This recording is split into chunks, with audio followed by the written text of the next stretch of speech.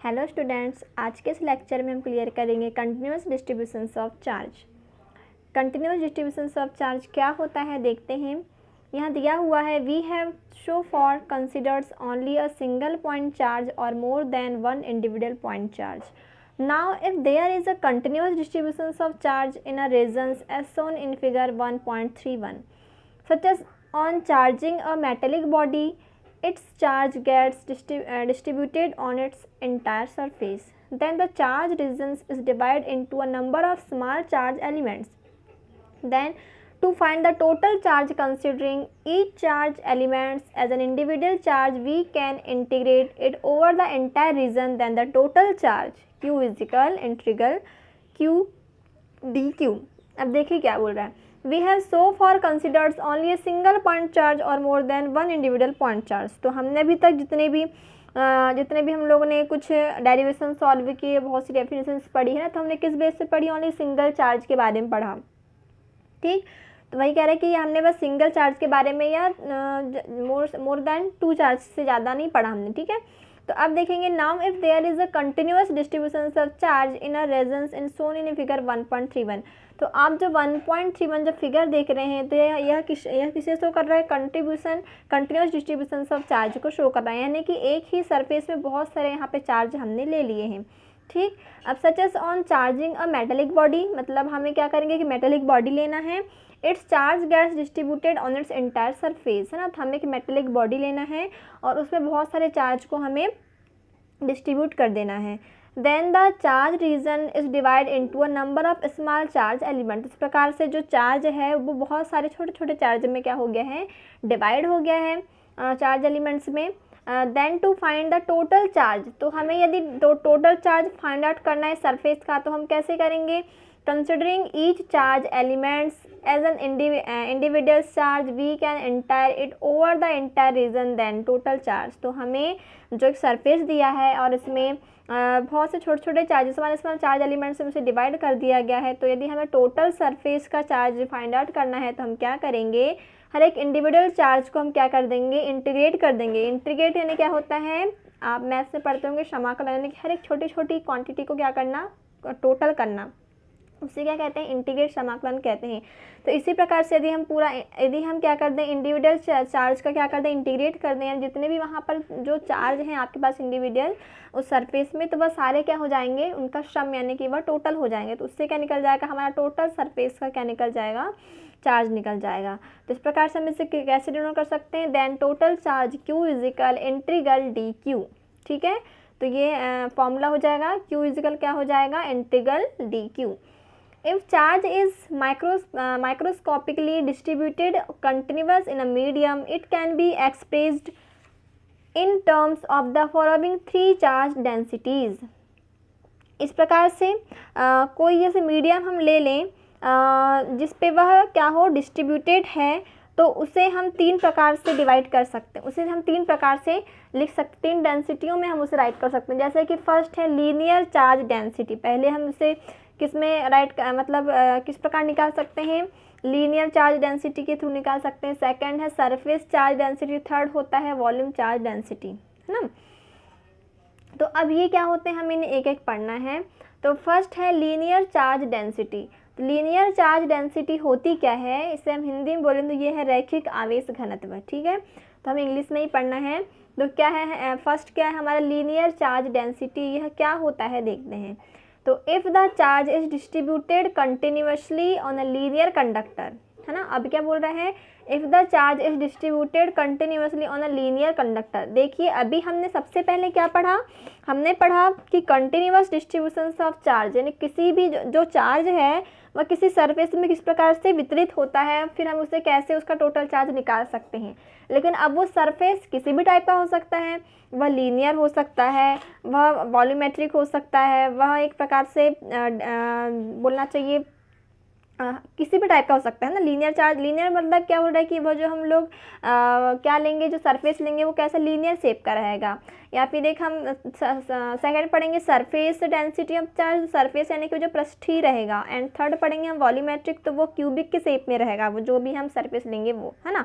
तो surface base पे हमें चार्ज निकालना है, फाइंड आउट करना है सरफेस बेस में, है ना। तो फर्स्ट है हमारा लीनियर चार्ज डेंसिटी। तो लीनियर चार्ज डेंसिटी में क्या हो जाएगा, तो सबसे पहली चीज़ तो हमारा जो कंडक्टर है ना, उसका शेप कैसा होगा, लीनियर शेप में होगा। आप डायग्राम में देख सकते हैं 1.32 में, तो कैसे शेप में है ये, लीनियर शेप में है। तो if the charge is distributed continuously on a linear conductor such as the long wire, the charge on its unit length is called the linear charge density. It is expressed by the letter lambda. Its unit is coulomb प्रति metre. ठीक है, तो देखते हैं क्या है यह। तो क्या बोल रहा है कि यदि कोई चार्ज है वह किस में डिस्ट्रीब्यूटेड है, लीनियर कंडक्टर में डिस्ट्रीब्यूटेड है। The charge on its unit length is called the linear charge density.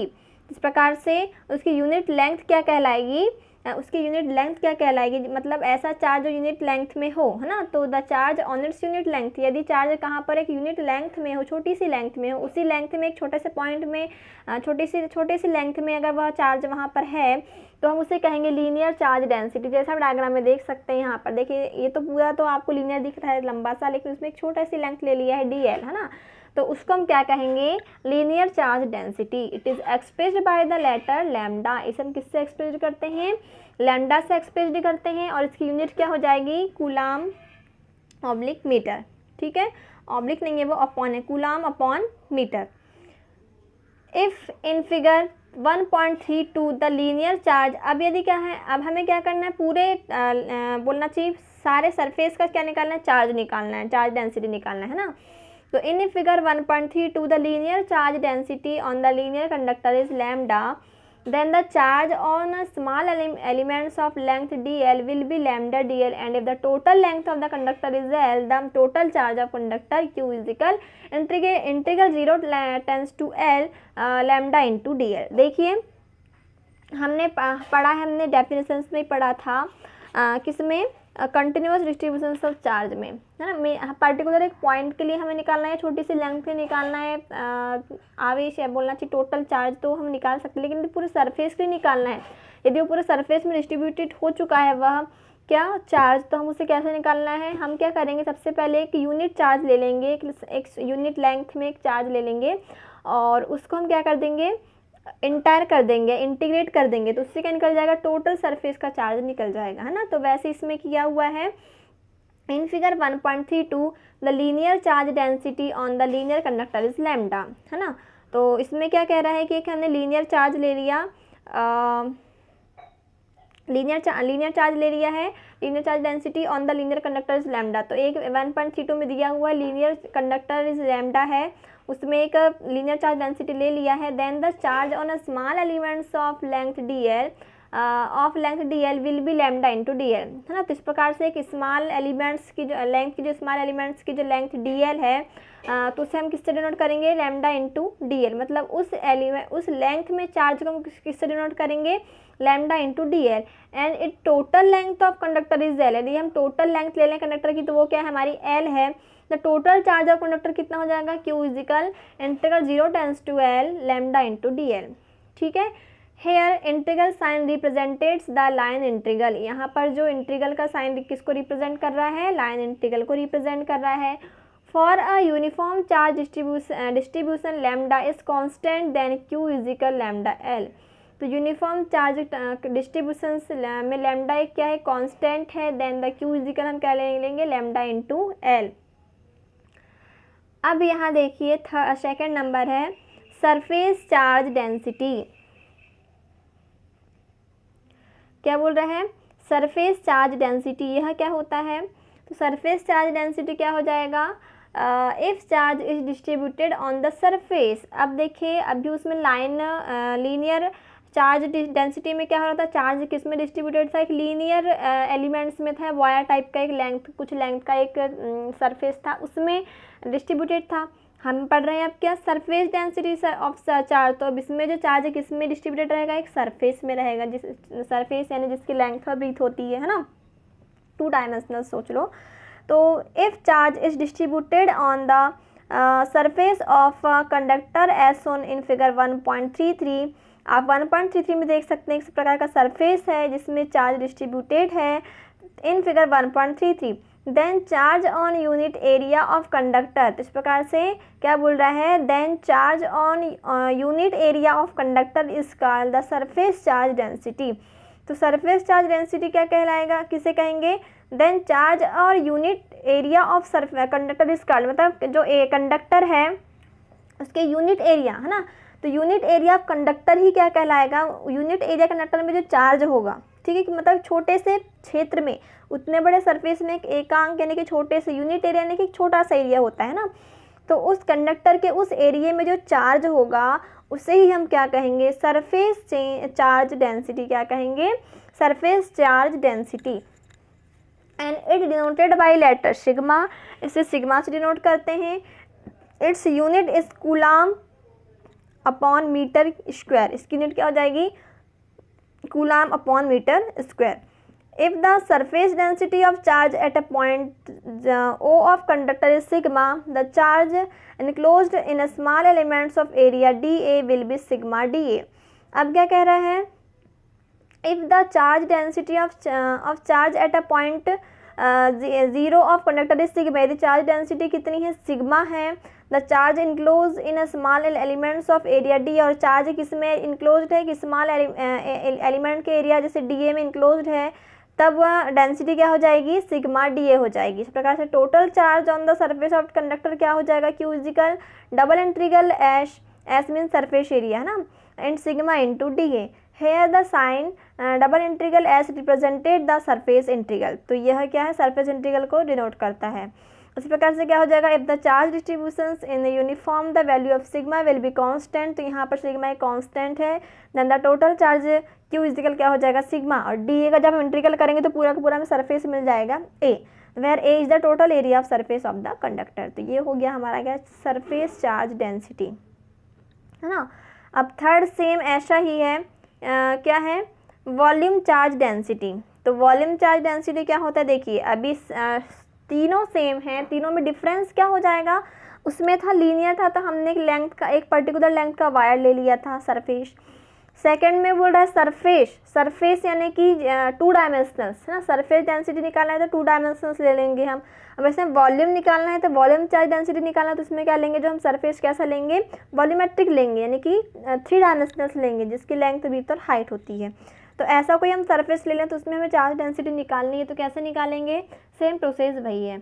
If the charge is distributed over the entire volume of conductor as on figure 1.34, यदि charge किस में distributed हो, पूरे के पूरे volume of conductor, volume of conductor आपको दिख रहा है यहाँ पर 1.34 में, उसमें डिस्ट्रीब्यूटेड हो चुका है और हमें उसकी डेंसिटी निकालना है वहाँ पर किसी चार्ज की, तो the charge content in unit volume of conductor is called the volume charge density. तो वॉल्यूम चार्ज डेंसिटी क्या कहलाएगी, एक उस जो charge content in unit volume of conductor, तो कंडक्टर के यूनिट वॉल्यूम में यदि चार्ज प्रेजेंट है, जितना उसे कंटेंट कर रहा है उस यूनिट वॉल्यूम में चार्ज, तो उसे हम क्या कहेंगे, वॉल्यूम चार्ज डेंसिटी, क्या कहेंगे, वॉल्यूम चार्ज डेंसिटी कहेंगे। It is denoted by the letter P, its unit of coulomb upon metre cube. देखिए वॉल्यूम है तो नीचे मीटर क्यूब आया है, उसमें सरफेस था तो मीटर स्क्वायर आया था, उसमें लेंथ था तो ओनली मीटर आया था। अब देखिए यहाँ पर the volume surface density at a point of volume of a conductor is P, then the charge content in small elements of volume D V around the point will be P into D V. इस प्रकार से total charge content the conductor Q is equal क्या हो जाएगा, triple integral V P into D V. यहाँ पर जो try integral we है वह रिप्रेजेंट किसको कर रहा है, वॉल्यूम इंटीग्रल को रिप्रेजेंट कर रहा है। For the uniform distributions of charge P with be constant then Q is equal P V. इस प्रकार से क्या हो जाएगा, क्यू इजिकल पी वी, बस इतना ही है ना। तो ये हो गया हमारा वॉल्यूम चार्ज डेंसिटी। अब हम क्या पढ़ेंगे, electric field line. Electric field line में क्या होता है, विद्युत बल रेखाएं। बहुत इंटरेस्टिंग चैप्टर है ये, टॉपिक है बोलना चाहिए तो, इलेक्ट्रिक फील्ड लाइन। तो देखते हैं,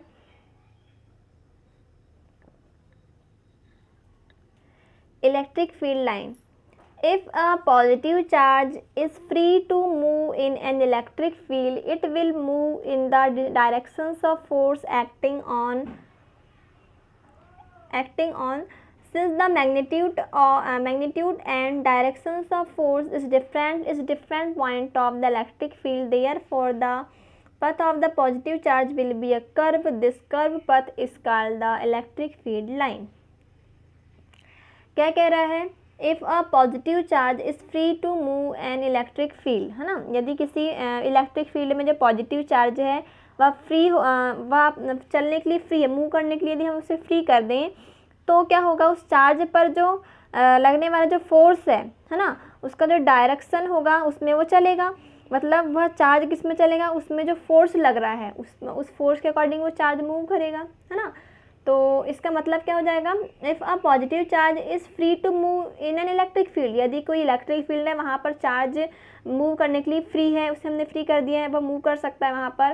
तो अब देखिए, it will move in directions of force acting on the field, तो वह जो चार्ज है वह किस डायरेक्शन से मूव करेगा, जिस डायरेक्शन में उसमें फोर्स लग रहा है उसी डायरेक्शन में वो मूव करेगा। तो since the magnitude and directions of force is different at different point of the electric field, तो इस प्रकार से क्या बोल रहा है, since the magnitude and directions of force is different at different point of electric field, तो electric field में डिफरेंट पॉइंट पर डिफरेंट फोर्स भी वर्क करेगा।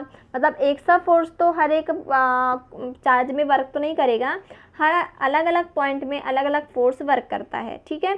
और जहाँ जहाँ फोर्स, जैसे किसी पॉइंट में कम फोर्स लग रहा है तो किसी में ज़्यादा, तो किसी में कम तो किसी में ज़्यादा, तो जहाँ कम लग रहा है तो इस प्रकार से उसी के अकॉर्डिंग वहाँ पर जो बोलना चाहिए पॉजिटिव चार्ज है वो उसी के अकॉर्डिंग मूव करेगा, कहीं कम तो कहीं ज़्यादा, कहीं कम तो कहीं ज़्यादा, इस प्रकार से वो मूव करेगा फोर्स के अकॉर्डिंग, है ना। तो अब देखिए, therefore the path of the positive charge will be A curve, इस प्रकार से जब वो चलता है उस फोर्स की लाइन में, जहाँ जहाँ फोर्स लगता है वहाँ जो चार्ज मूव करने लगता है, तो मूव करने से जो एक पथ बनता है, एक रास्ता बनता है ना, एक पथ बनता है, कर्व बनता है, तो उन्हें उसी कर्व पथ को हम क्या कहेंगे, इलेक्ट्रिक फील्ड लाइन। क्या कहेंगे, electric field line. Electric field line क्यों कर रहे हैं, क्योंकि इलेक्ट्रिक यानी कि चार्ज ही अपना चलकर एक मार्ग बना रहा है, एक पथ बना रहा है, कर्व बना रहा है, तो इसीलिए हम उसे क्या कहते हैं, इलेक्ट्रिक फील्ड लाइन कहते हैं। आई थिंक आपको समझ में आया होगा, मैं फिर से रिपीट कर देती हूँ कैसे बनी इलेक्ट्रिक फील्ड लाइन। हमने क्या किया, एक पॉजिटिव चार्ज लिया एंड पॉजिटिव चार्ज को हमने फ्री कर दिया चलने के लिए, मूव करने के लिए किसी इलेक्ट्रिक फील्ड में, ठीक है। अब वो चलेगा कैसा देखिए, इलेक्ट्रिक फील्ड में जहाँ जहाँ फोर्स लगेगा, है ना, इलेक्ट्रिक फील्ड में एक फोर्स भी वर्क करेगा, उस चार्ज में पर्टिकुलर फोर्स लगता ही है, तो इलेक्ट्रिक फील्ड में जो फोर्स वर्क करेगा उसी फोर्स के अकॉर्डिंग वह चार्ज क्या करेगा, मूव करेगा। और हमें पता है कि अलग अलग पॉइंट में अलग अलग फोर्स वर्क करता है, तो जहाँ जहाँ कम, कहीं ज़्यादा कहीं कम, इस प्रकार से वह वर्क करता है, तो उस फोर्स के अकॉर्डिंग एक कर्व तैयार हो जाता है, एक पथ तैयार हो जाता है, तो उसी पथ को हम क्या कहते हैं, इलेक्ट्रिक फील्ड लाइन कहते हैं। अब देखिए, दस the electric field line is the smooth curve in an electric field the tangent draw at any point of which gives the directions of electric field at that point. तो अब ये क्या कह रहा है, देखिए इलेक्ट्रिक फील्ड लाइन की definition है, दस the electric field line is the smooth curve. तो इलेक्ट्रिक फील्ड लाइन एक ऐसी लाइन है, ऐसी काल्पनिक चिकना वक्र, स्मूथ कर्व मतलब क्या होता है, चिकना वक्र, है ना, चिकना कर्व। तो इस प्रकार से क्या बोल रहा है, the electric field line is the smooth curve. Electric field line एक प्रकार का ऐसा कर्व है जो इन एन इलेक्ट्रिक फील्ड, है ना, किसी electric field line, electric field में एक ऐसा कर्व है जो the tangent draw at any point of which gives the directions of electric field at the point, है ना। तो क्या बोल रहा है,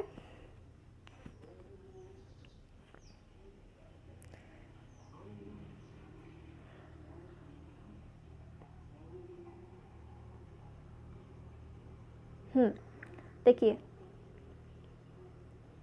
the tangent draw at any point of, तो उस पर जब हम इलेक्ट्रिक फील्ड लाइन पर इलेक्ट्रिक फील्ड लाइन के किसी पॉइंट पे यदि हम एक टेंजेंट ड्रॉ करें तो वह टेंजेंट क्या शो करती है, the directions of electric field at the point. तो वह टेंजेंट क्या करती है, उस पॉइंट पर इलेक्ट्रिक फील्ड के डायरेक्शन को शो करती है, तो इन्हें ही कहते हैं हम इलेक्ट्रिक फील्ड लाइन। एक बार फिर से रिवाइज कर रही हूँ मैं, किसी इलेक्ट्रिक फील्ड में इलेक्ट्रिक फील्ड लाइन एक ऐसा कर्व है जिसमें हम जिसके किसी पॉइंट पर हम यदि हम टेंजेंट ड्रॉ करें, टेंजेंट मीन क्या होता है, स्पर्श रेखा, है ना। तो यदि हम उस इलेक्ट्रिक फील्ड लाइन के किसी पॉइंट में यदि हम एक टेंजेंट ड्रॉ करें तो वह टेंजेंट क्या शो करती है, उस इलेक्ट्रिक फील्ड में के डायरेक्शंस को, उस पॉइंट पर उस इलेक्ट्रिक फील्ड के डायरेक्शंस को शो करती है। जैसे मैं आपको यहाँ बता रही हूँ, ठीक है, ये है इलेक्ट्रिक फील्ड लाइन्स हैं।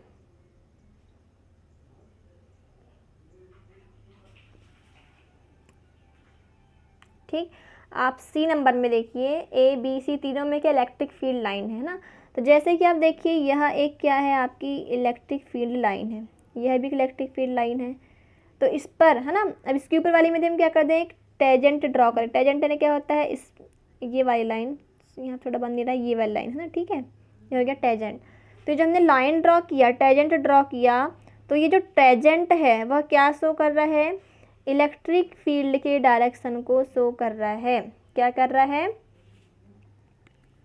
इलेक्ट्रिक फील्ड के डायरेक्शन को शो करता है। तो यही है उसकी डेफिनेशन।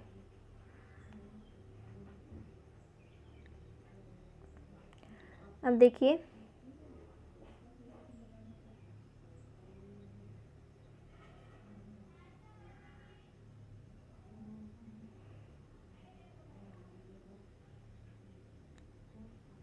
अब यहाँ पर कुछ दिया हुआ है, आप डायग्राम में देखिए यहाँ पर ए बी सी है ना। तो फिगर 1.38 में क्या दिया हुआ है, shown and the electric field line due to different types of charge. Figure 1.38 A represent the electric field line due to positive charge sphere. Obviously, the electric field lines due to single point charge origin from the positive charge and exerted of infinite इंडिकली। आपने diagram से देख लीजिए, यहाँ पर देखिए first में क्या show कर रहा है, पॉजिटिव चार्ज की वजह से जो इलेक्ट्रिक फील्ड लाइन प्रोड्यूस हो रही है वो। बी में दिया हुआ है नेगेटिव चार्ज की वजह से जो इलेक्ट्रिक फील्ड लाइन प्रोड्यूस हो रही है वो। और थर्ड में दिया हुआ है टू अनलाइक चार्ज। देखिए अब यहाँ से हम क्या कंक्लूजन निकालते हैं, वही चीज़ ऊपर दी हुई है। फर्स्ट में देखिए प्लस चार्ज यानी कि पॉजिटिव चार्ज से इलेक्ट्रिक फील्ड लाइन निकली है, तो वह देखिए जब यदि प्लस पॉजिटिव चार्ज से यदि लाइन निकालना है तो क्या होती है, वह ओरिएंट होती है, वहाँ से निकलती हैं वो, है ना। वह लाइन कैसी होती है, बाहर की ओर जाती हैं। यदि नेगेटिव चार्ज की वजह से यदि इलेक्ट्रिक फील्ड लाइन प्रोड्यूस हो रही है तो वो क्या होंगी, वो अंदर की ओर मूव करती हैं। किसकी ओर मूव करती हैं, अंदर की ओर मूव करती हैं। और थर्ड में है टू अनलाइक चार्ज। तो यदि अनलाइक चार्ज यानी कि प्लस की वजह से भी वो प्रोड्यूस हो रही है और माइनस की वजह से, तो देखिए दोनों, एक में वो बाहर निकल रही है, एक में वो अंदर निकल रही है। इस प्रकार से क्या हो जाएगा, टोटल उसका जो बोलना चाहिए लाइन कैसे जाएंगी, ज़ीरो हो जाएंगी, है ना। तो वही बोल रहा है यहाँ पर सी नंबर में। मतलब देखिए प्लस से निकल रही है, यहाँ से माइनस इस प्रकार से एक बंद वक्र बन जाता है एक।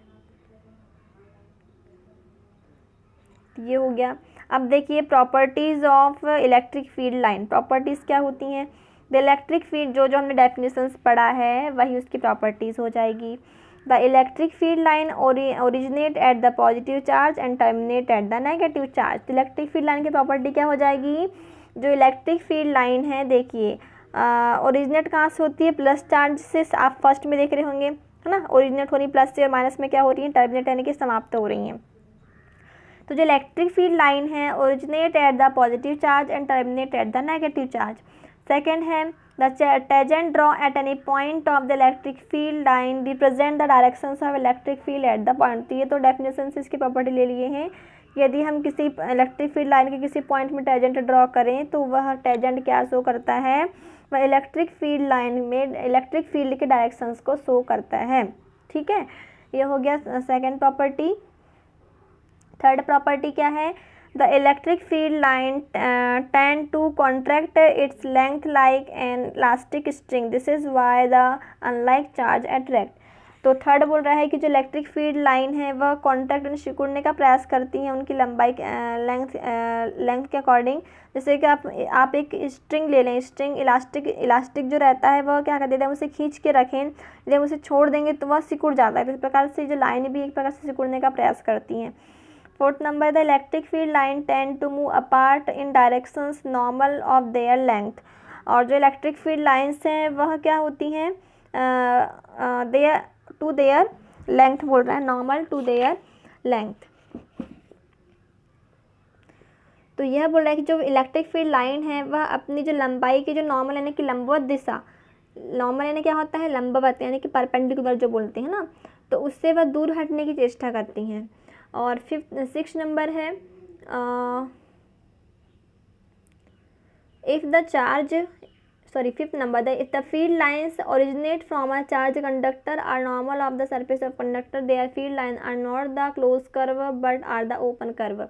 क्या कह रहा है? The field line originate from a charge conductor. तो फील्ड लाइन क्या होती है? प्लस चार्ज से क्या होती है? ओरिजिनेट होती है, चार्ज कंडक्टर से ओरिजिनेट होती है। तो इस प्रकार से वह क्या होता है? क्लोज कर्व नहीं हो सकता, वह हमेशा क्या होता है? ओपन कर्व होता है।